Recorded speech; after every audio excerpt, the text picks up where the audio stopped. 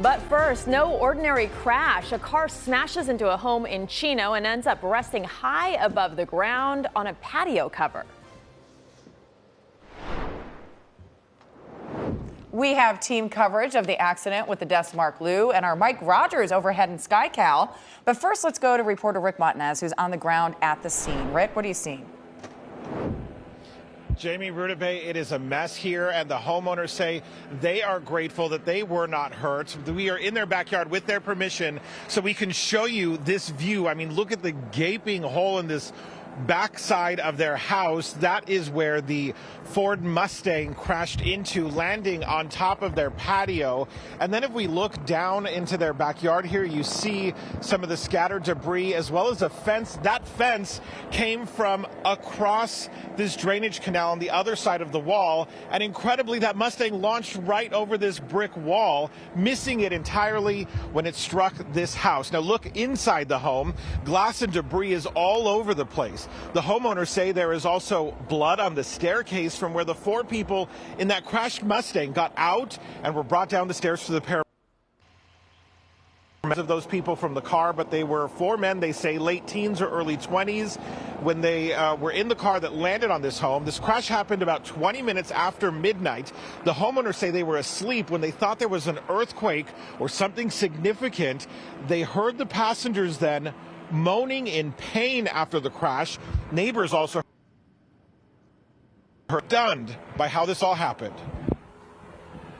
We're still shaken up a lot, and you just don't expect something like that to happen. It's just and how it cleared that wall, I don't know. I've seen a lot of weird things in Chino, but I haven't seen a car on a patio like that. It's pretty insane.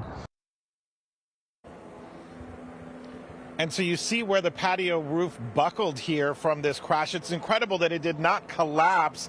Crews towed the Mustang away before sunrise. The 4 people in that car in serious condition this morning at the hospital. The homeowners say they're not allowed in the home. It's red tagged now. They're not sure how long it will be because they have to get it inspected. So it could be days or weeks before they can come back home. Now, again, this is incredible how this happened. So let's go to Mark Liu at the desk now, who's going to help break down that part of the story and show us exactly where this is and where that car was coming from. Mark. Yeah, Rick, this is really just one of the most incredible crashes. And here at the desk, we've been trying to piece together exactly what this may have looked like and the speeds necessary in order to make this car fly through the air into the second level of that home. Now, one of the best ways to illustrate this is with a map of the area. If you come out to my screen, I'm going to show you. Let's zoom in on this area of Chino here. And this home, it basically backs up to a wash. And on the other side of that wash is a cul-de-sac, and it appears that that is where this car came from. So just about this morning at some point, this car was traveling in this direction at very high speeds and then hit this ditch in this sort of wash area and went through the air and into the home here. It must have been traveling at remarkable speeds in order to do that. It blew through a chain link fence and then skipped over this wall through the air into the back of the house.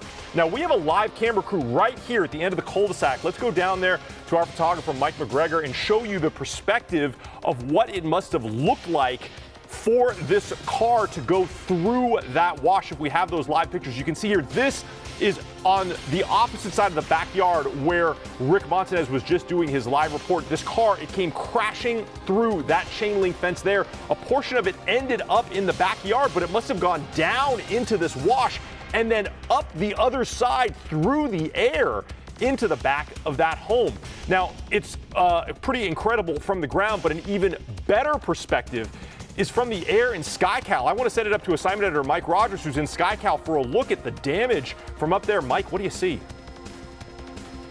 Yeah, Mark, you and I have covered a lot of crashes here at the desk, and I got to tell you, this is definitely one of the more difficult ones to figure out what happened, and really one of the more shocking ones. I want to show you inside of the home here. That is where the hole is, and you can see all the debris that is still littering the roof. But as I pull out here, you can see that path that you and Rick were just talking about, including through this fence right here, over this wall. And then as it comes back, look, there's even some markings here on the side of this of the wash here, where you can see the car skidded before it went and launched right inside of that house.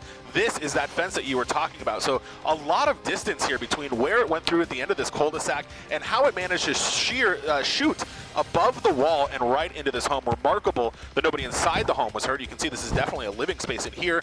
Obviously, the investigation underway now to figure out exactly what happened. We're live in SkyCal over Chino. Jamie and Rudabeh, back to you. That's pretty incredible images to see. Let's head